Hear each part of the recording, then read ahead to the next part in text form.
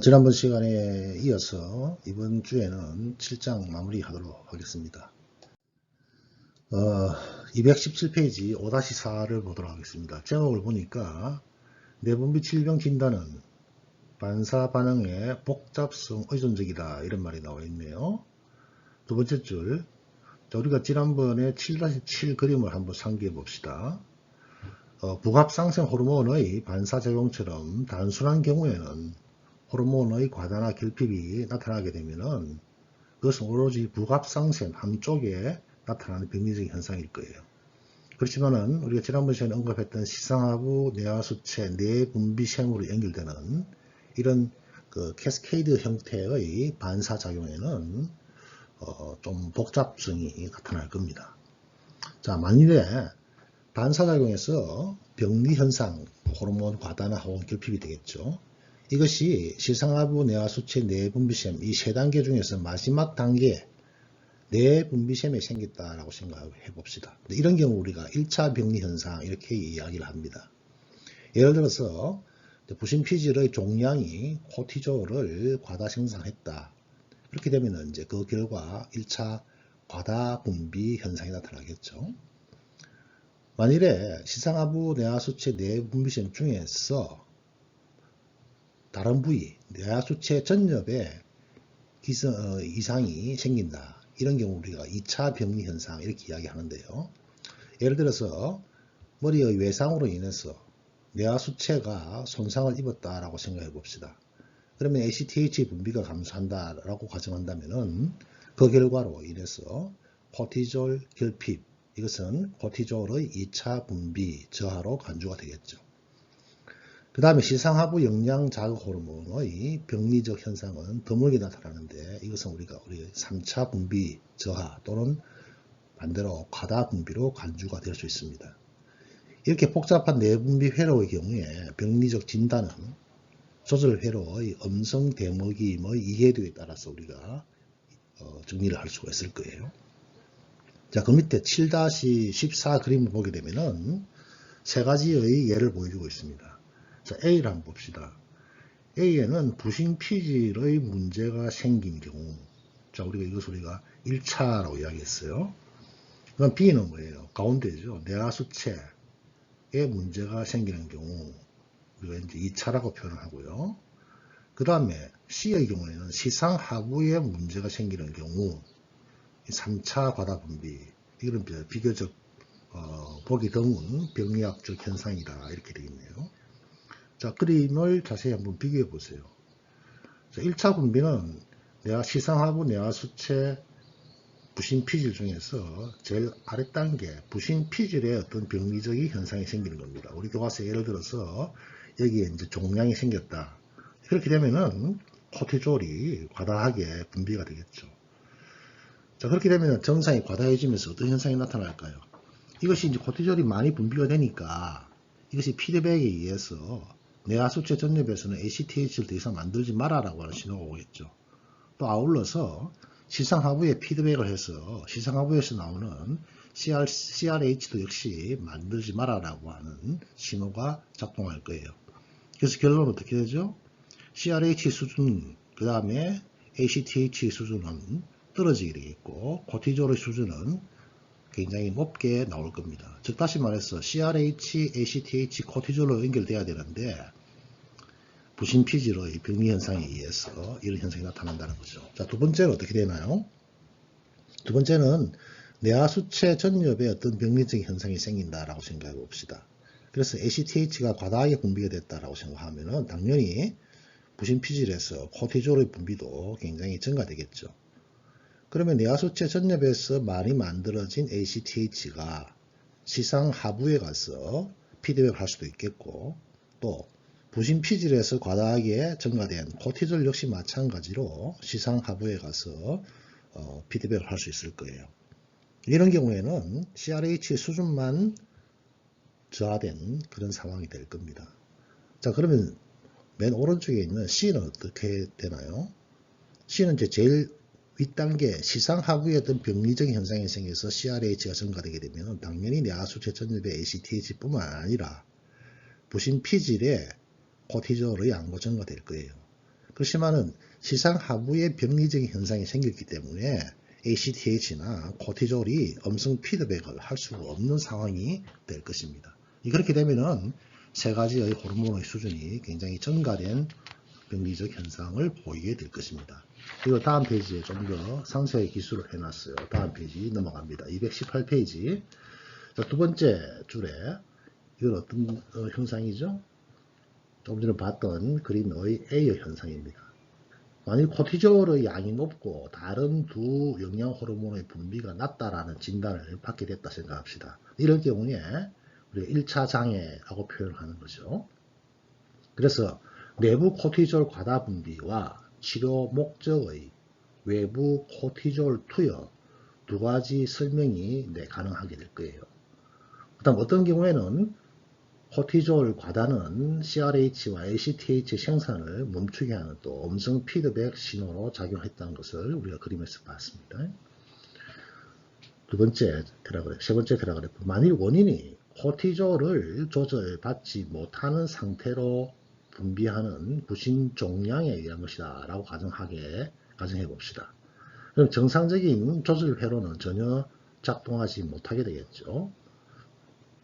그 다음에 음성 대먹임이 영양 호르몬을 멈추게 해도 종양은 이에 관계없이 코티졸을 계속해서 생산 분비할 거예요. 코티졸 분비 조절을 위해서는 종양을 제거하거나 억제해야 합니다. 쉽게 말해서 CRH나 ACTH 분비가 낮은데도 불구하고 코티졸이 많다는 것은 결국 부신피질의 어떤 병리적인 원인이 있다 이렇게 진단이 가능할 겁니다. 일단 우리 가운데에서 살펴봤던 것들은 어떤 거였어요? 뇌하수체에 이상이 생긴 거예요. 자, 뇌하수체의 ACTH 분비는 종양에 의한 코티졸의 2차 과다 분비를 볼 수 있다. ACTH 과다는 코티졸 과다를 유발하죠. 자, 이 경우에는 코티졸 과다는 시상하부의 음성 피드백을 나타낼 거예요. 그죠? 그래서 CRH 생산을 또 감소시키고요. 낮은 CRH 양과 높은 ACTH 양은 이 문제를 뇌하수체에 국한시키는 병리적 현상으로 판단을 하게 될 겁니다. 그래서 이러한 병리 현상은 코티졸 과다 분비증의 하나의 예로서 판단을 할 수가 있을 거예요. 그 다음 테라그래프. 만일 문제가 시상하부의 CRH 과다 생산이다. C의 그림이었어요. 그럼 CRH 수치 굉장히 높게 되겠죠. 그럼 당연하게 ACTH와 코티졸의 과다를 초래할 것이고 이것을 우리가 3차적인 병리 현상이다. 이렇게 정리를 할 수가 있을 것입니다. 자, 밑에 있는 그림 문제 여러분들 뇌하수체 손상에 의한 분비 저하 B는 부신피질 위축으로 인한 분비 저하 그래서 뇌하수체 시상하부 뇌하수체 부신피질 따라서 어떻게 양이 달라지는지를 여러분들이 한번 생각해 보기 바랍니다. 결국 이제 코티졸의 결핍증이 나타나는 그 원인이 뭔지를 한번 생각해 보자 하는 이런 이야기입니다. 자, 다음 6으로 갑니다. 호르몬의 진화. 화학물질에 의한 신호 전달은 의사소통과 항상성의 유지를 위한 오래된 방법이었고 과학자들은 다양한 종의 유전체 염기 서열을 분석한 결과 많은 경우에 호르몬의 구조와 기능이 가장 원시적인 척추동물로부터 포유동물에 이르기까지 거의 놀라울 정도로 변화가 없음을 발견하게 됩니다. 종간 동종 현상이 생긴다는 거죠. 사실 한때 포유류에 한정적으로 존재한다고 생각된 갑상선 호르몬이나 인슐린 등의 호르몬에 의한 신호 전달 회로는 극피동물이나 곤충과 같은 무척추동물에서도 나타나더라. 그래서 진화적으로 굉장히 컨저버 되어 있다. 그래서 진화적인 보존 이렇게 생각합니다. 그래서 이 말은 좀 전에 이야기했듯이 다른 동물의 호르몬을 사람에게 투여해도 같은 생물학적 효과가 나타난다는 거죠. 호르몬 분자의 어떤 부분이 종과 종 사이에 변화되지 않았는지에 대한 연구는 과학자들이 아고니스트와 안타고니스트 약품을 고안하는데 아주 중요한 단서가 될 수 있고, 이것이 이제 사람이 아닌 동물 실험으로도 여러 가지 병리 현상을 밝히는데 도움이 될 수가 있었을 것입니다. 자, 사람에서 유래하지 않은 호르몬이 인체에 작용한다는 사실은 내분비학 태동의 결정적인 요인이었는데요. 몇 번 언급되었던 베스트와 벤틴이라고 하는 사람이 1921년에 인슐린을 발견했죠. 처음 당뇨병 환자를 호르몬으로 치료했을 때 인슐린은 돼지, 소, 양 이러한 동물들의 이자에서 추출되어서 치료를 했어요. 동료 같은 현상을 나타내기 때문에 최근까지 도살장은 치료용 인슐린의 주요 원천이었어요. 물론 지금은 인공적으로 합성을 하죠. 그 다음 대부분의 척추동물에서 많은 호르몬이 같은 기능을 하고 있지만 하등 척추동물의 생리에 중요한 역할을 하는 몇몇 호르몬은 점점 이제 진화 과정을 하면서 인간에게서는 필요가 없으니까 퇴화되는 거죠. 자, 칼시토닌이 그러한 좋은 예다 이렇게 되어 있네요. 자, 칼시토닌, 칼슘과 연관되는 단어죠. 어류의 칼슘 대사에 중요한 역할을 하지만 성인의 일일 칼슘 균형에는 그다지 영향을 미치지 않습니다. 그 다음에 칼시토닌의 결핍이나 과다 역시 마찬가지로 아직까지 특이한 병리 현상이나 증후군도 없는 것으로 생각하고 있습니다. 칼시토닌은 오른쪽이에요. 인간에게서 중요한 호르몬은 아니지만은 생물학적으로 활성이 있는 단백질을 만듭니다. 자, 뇌 세포에서 칼시토닌 유전자의 mRNA를 처리하게 되면은 신경 전달 물질로 작용하는 칼시토닌과 관련된 펩타이드, 그래서 칼시토닌 related 펩타이드 CGRP라고 하는 약으로서 표현을 하네요. 이러한 칼시토닌과 관련된 펩타이드 CGRP는 강력한 혈관 확장제로 작용합니다. 자, 하등항통 어류나 이런 데서는 칼슘 대사에 중요한 역할을 하는 것이 사람에게서는 오히려 혈관 확장제로 작용할 수 있네요. 최근에 한 연구는 이러한 CGRP 수용체 기량제가 대뇌 혈관 확장에 의해서 야기되는 편두통을 효과적으로 치료함이 발견이 되었습니다. 이 편두통, 이건 정말 여러분들 중에서 편두통 고생하시는 분 있을 거예요. 굉장히 힘들죠. 여튼간에 한 유전자가 여러 펩타이드를 만드는 능력은 연구가 유전체학으로부터 단백질 체학, 즉 유전자가 어떤 종류의 단백질을 만드느냐 하는 그런 기능적인 연구의 중요한 부분으로 이제 대두가 되고 있습니다. 그 다음 테라그래프 가기 전에 왼쪽 페이지에 있는 연속 문제 한번 생각해 보도록 합시다. 자, 그레이브스 병은 갑상샘 과다작용의 한 예가 되죠. 이 때문에 그레이브스 병에 걸린 사람은 혈액 내에 티록신의 수치는 높고 TSH의 수치는 낮다. 자, 티록신 수치가 높고 TSH 수치가 높다면은 그레이스 병은 1차 장애인가? 그 다음에 시상하거나 뇌하수체 전엽의 문제로 생긴 2차 장애인가? 그럼 1차인가 2차인가? 답은 당연히 1차죠. 그죠? 그럼 그렇게 생각하는 이유는 무엇이 되겠습니까? 왜 그렇죠? 자, 그레이스 병은 뇌하수체 전엽으로부터 TSH가 매우 낮습니다. 그래서 갑상선 호르몬의 과다 분비는 TSH, 갑상선 자극 호르몬이죠. 과다에 의한 것이 아니죠. 그죠? 그래서 이것은 1차 장애다. 이렇게 생각을 할 수가 있을 것입니다. 여기에 대한 자세한 내용들은 이 챕터의 마지막 부분에 연속 문제의 답 해설 부분을 여러분들이 다시 한 번 더 정리해 보면 알 거예요. 다시 오른쪽 페이지로 갔어요. 하등 척추동물에서 중요한 몇 개의 내분비 구조는 인간에게서는 흔적으로 남아있는 경우 퇴화되었다 이 말이죠. 이는 인간에서 이들 구조는 최소한으로 작용하는 셈으로 존재한다는 것을 의미합니다. 예를 들어서 뇌하수체 중엽에 있는 멜라노사이트 자극 호르몬, 멜라노사이트를 만드는 데 자극을 주는 호르몬, 멜라노사이트 스티뮬레이팅 호르몬 MSH라고 약으로 표기하고요. 자, 이것은 파충류와 양서류에서는 굉장히 중요한 표피 색깔 변화에 아주 중요한 역할을 합니다. 그렇지만 성인은 흔적뿐인 중력을 가지고 있고 혈액 내에 이 MSH의 양이 검출이 되고 있지 않습니다. 인간 이외의 동물의 내분비학을 연구하는 비교 내분비학이라고 하는 학문, 인체를 이해하는 데 또 중요한 기여를 하겠죠. 인간 생리학의 많은 모델이 쥐, 어류, 개구리 등에서 연구를 기반으로 수행하고 있죠. 예를 들어서 송가샘 호르몬인 멜라토닌, 자, 위에 보니까 송가샘 어느 부분인지 해부학적 위치가 나와 있네요. 그 다음에 그 멜라토닌의 케미컬 스트럭처가 나와 있습니다. 자, 예를 들어서 이러한 송가샘 호르몬인 멜라토닌은 올챙이를 이용한 연구에서 발견이 되었습니다.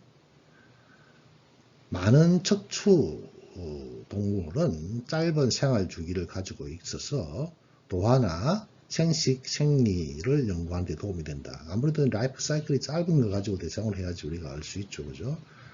만약에 우리 에이징을 연구하는데 사람보다도 수명이 긴 거북이나 이런 걸 이용해서 연구를 할 수가 없겠죠. 자, 위에 보니까 송가샘 위치 나와 있고 한번 볼까요? 뇌 속에 깊이 묻혀 있는 완두콩 모양의 구조이고요. 혼의 자리 이런 말도 있고 1950년까지 과학자들은 송가샘이 아무 기능도 없는 진화상의 흔적으로 생각했다. 이렇게 생각했죠. 자, 멜라토닌은 트립토판으로부터 만들어진 멜라토닌 우리가 트립토판에서 유래된 아미노산에서 유래된 호르몬들 이야기할 때 멜라토닌은 후자에 가서 소개하겠다라는 표현을 말씀드린 적이 있죠. 이 부분입니다.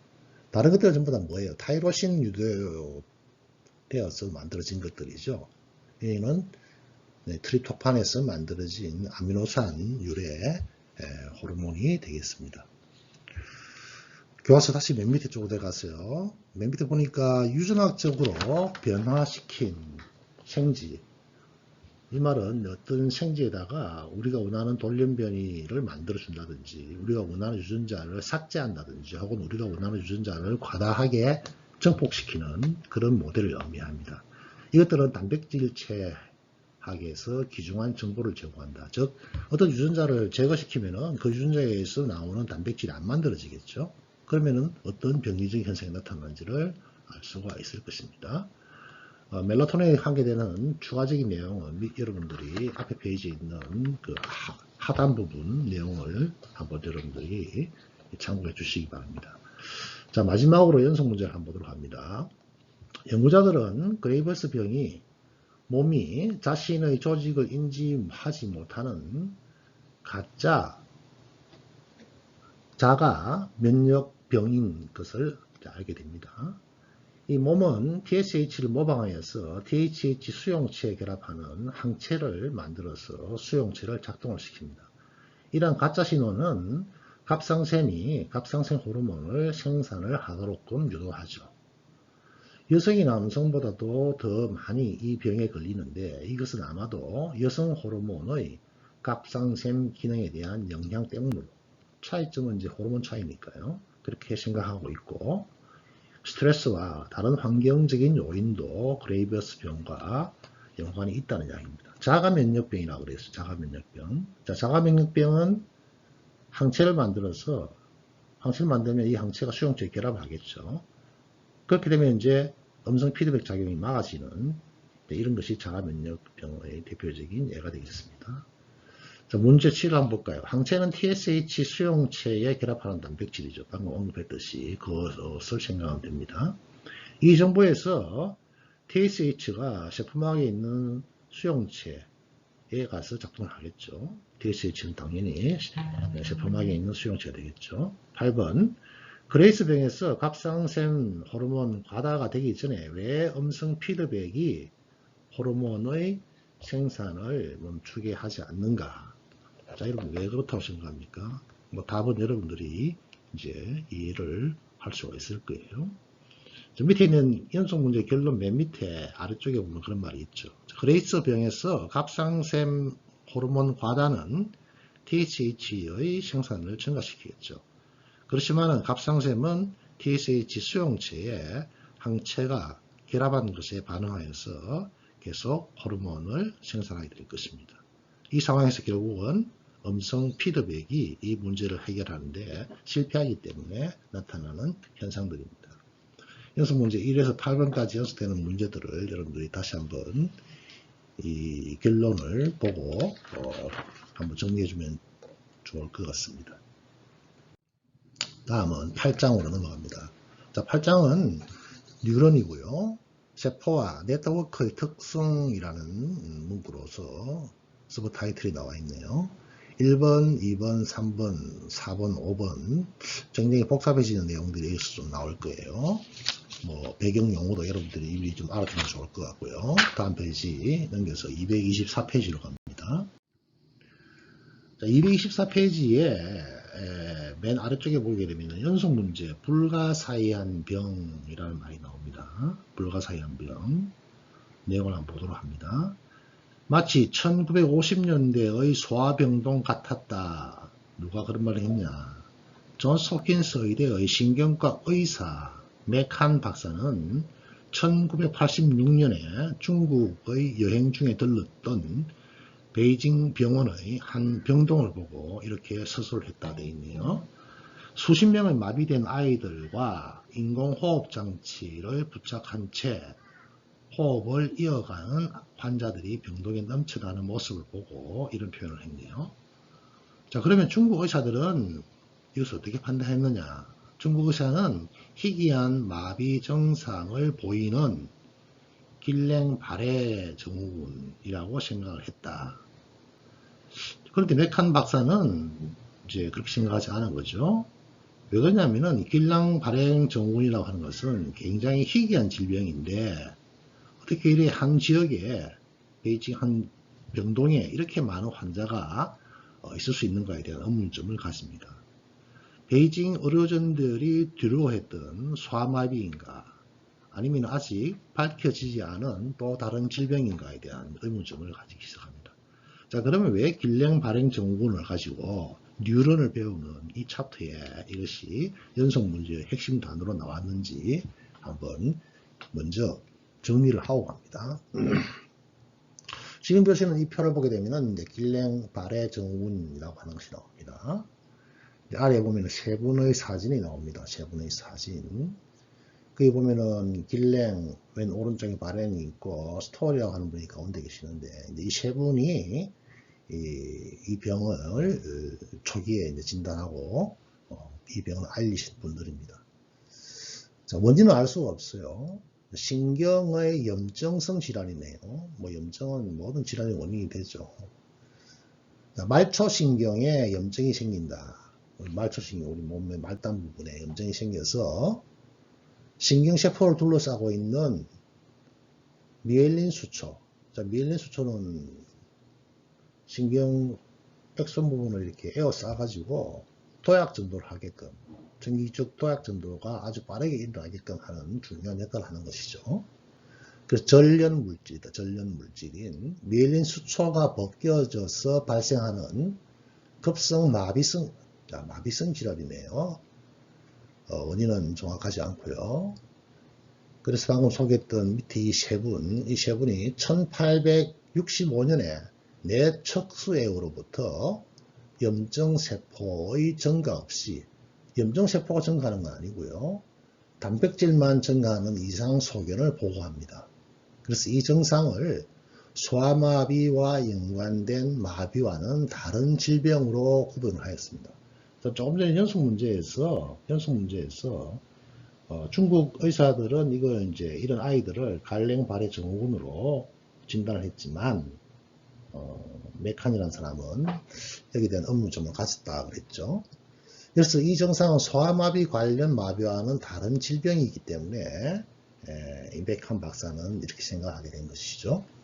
그때부터 이 질병의 이름을 이제 이런 길랭바레, 이 두 사람의 이름을 붙여서 통용하게 되었습니다. 자, 밑에 있는 그림을, 제가 보이는 그림을 한번 볼까요? 길랭바레 신드롬, 헬시 너버가 있고요. 어펙티드 러버가 있어요. 헬시한 너버는 어떻게 돼 있죠? 저 밑에 있는 그 팔을 이렇게 하는 그림도 여러분 같이 비교해 주세요. 미엘린 수초가 있기 때문에 신경세포들은 이렇게 도약전도를 합니다. 도약전도. 자, 그런데 이 미엘린 수초가 파괴돼 버려요. 파괴돼 버려. 수초가 껍질이 벗겨져서 파괴돼 버립니다. 그렇게 되면은 신호가 더 이상 전달이 되지 않는 이런 현상입니다. 이런 것을 우리가 길랭바레 증후군 이렇게 표현을 합니다. 시간이 벌써 다 됐네요.